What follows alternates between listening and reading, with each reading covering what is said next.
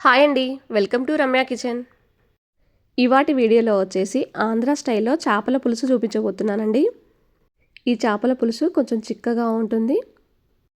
పుల్లగా చాలా బాగుంటుందండి ఈ చేపల పులుసు. ఇక్కడ కూడా చేపకు నీచు వాసన అనేది రాకుండా ఉంటుందండి. వీడియోని స్కిప్ చేయకుండా చూడండి, మీకు ఈజీగా అర్థమవుతుందండి. నేను 1 కేజీ వరకు చేపలు తీసుకున్నానండి. ఫస్ట్ తీసుకొచ్చినప్పుడు 2 సార్లు వాష్ చేసిన తర్వాత ఉప్పును ఒక నిమ్మకాయ రసం పిండేసి ఒక అర్ధగంట సేపు వదిలేయండి. ఆ తర్వాత 2 సార్లు వాష్ చేస్తే మనకు చేపలు అనేది నీచు వాసన రాకుండా ఉంటాయండి. ఆ తర్వాత ఒక 5 నిమిషాల పాటు ఆరబెట్టండి. ఇలా ఆరబెట్టడం వలన ఉప్పు కారం అనేది బాగా పడుతుందండి చేపలకు. ఇప్పుడు దీంట్లోకి 1 టేబుల్ స్పూన్ వరకు కారం వేసుకోండి.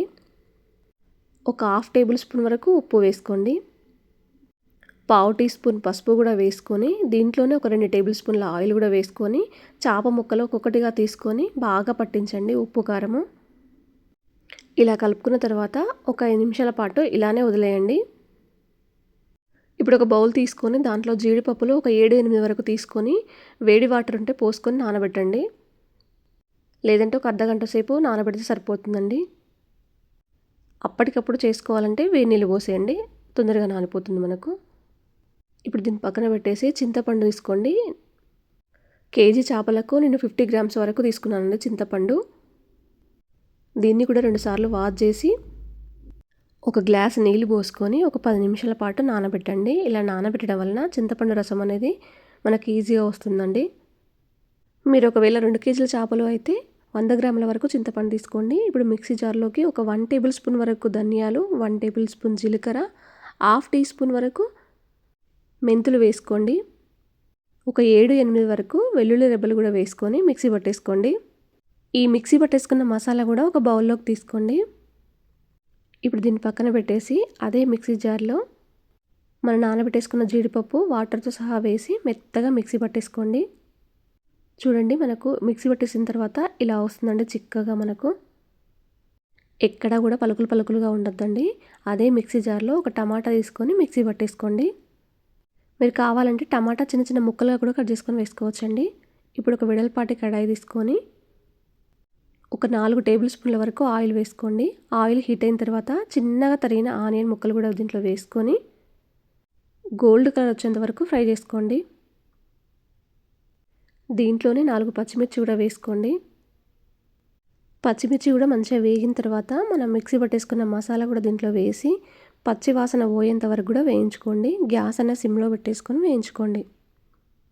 పచ్చి వాసన పోయిన తర్వాత మనం మిక్సీ పట్టేసుకున్న జీడిపప్పు పేస్ట్ ఉంది కదండి, అది కూడా ఇందులో వేసేసి దీంట్లోనే టమాటా ప్యూరీ కూడా వేసుకోండి. మీకు ఒకవేళ జీడిపప్పు పేస్ట్ ఇష్టం లేకపోతే గసగసాలతో కూడా పేస్ట్ వేసుకొని వేసుకోవచ్చండి దీంట్లోకి. ఈ 2 వేసిన తర్వాత పచ్చి వాసన పోయేంత వరకు కూడా వీటిని కలుపుకుంటూ వేయించుకోండి. మనకి ఇలా ఆయిల్ అనేది పైకి రిలీజ్ అయిన తర్వాత దీంట్లోకి ఒక 1 టేబుల్ స్పూన్ వరకు కారం, 1 టేబుల్ స్పూన్ ఉప్పు కూడా వేసుకోండి. ఇప్పుడు ఒకసారి మొత్తం కలిపేసుకొని ఉప్పు కారం కూడా మొత్తం ఉడికిపోతుందండి ఇలా వేయడం వలన. చూడండి, మనకు ఆయిల్ కూడా పైకి రిలీజ్ అవుతుందండి. ఇప్పుడు దీంట్లో చింతపండు రసం అనేది పోసేయండి. చింతపండు రసం పోసిన తర్వాత మరొక గ్లాస్ వరకు నీళ్లు పోసేసుకోండి. ఇప్పుడు ఒకసారి గరిటెతోటి మొత్తం కలిపేసుకోండి. ఇప్పుడు గ్యాస్ అనేది ఫుల్లో పెట్టేసుకోండి. మీకు పులుసు కొంచెం చిక్కగా కావాలనుకుంటే కొంచెం వాటర్ అనేది తక్కువగా యాడ్ చేసుకోండి. లేదు కొంచెం పల్చగా కావాలనుకుంటే వాటర్ కొంచెం ఎక్కువగా యాడ్ చేసుకోండి. ఇప్పుడు పులుసు అనేది ఇలా మరుగుతున్నప్పుడు చేప ముక్కల్ని ఒక్కొక్కటిగా వేసేసుకోండి దీంట్లోనే. ఇలా చేప ముక్కల్ని వేసిన తర్వాత ఒక 5 నిమిషాల పాటు మూత పెట్టేసుకోండి. 5 నిమిషాల తర్వాత మూత తీస్తే మనకు చేపల పులుసు అనేది ఈ విధంగా వస్తుందండి. చూడండి, ఆయిల్ అనేది మనకు చుట్టూ కూడా పైకి రిలీజ్ అయిందండి. చేపల పులుసును చేపలు వేసిన తర్వాత ఎక్కువగా మరిగించకూడదండి. చేప అనేది మొత్తం మెల్ట్ అయిపోతుంది అందులో. చివరిగా దీంట్లో కొత్తిమీర వేసుకొని 1 నిమిషం పాటు ఉంచిన తర్వాత గ్యాస్ అనేది పూర్తిగా ఆఫ్ చేసేయండి. పులుసులో చేప ముక్కలు వేసిన తర్వాత గ్యాస్ అనేది సిమ్లో పెట్టేసుకొని ఉడికించుకోండి. మీకు చేప ముక్క ఒకటి తీసి చూపిస్తున్నాను చూడండి. ఉప్పు కారం కూడా బాగా పడుతుందండి ఇలా చేయడం వలన చేప ముక్కలకి. అలాగే పులుసు కూడా చిక్కగా ఉంటుంది మనకు. ఈ వీడియో మీకు నచ్చినట్టయితే మీ ఫ్రెండ్స్కి, రిలేషన్కి షేర్ చేయండి.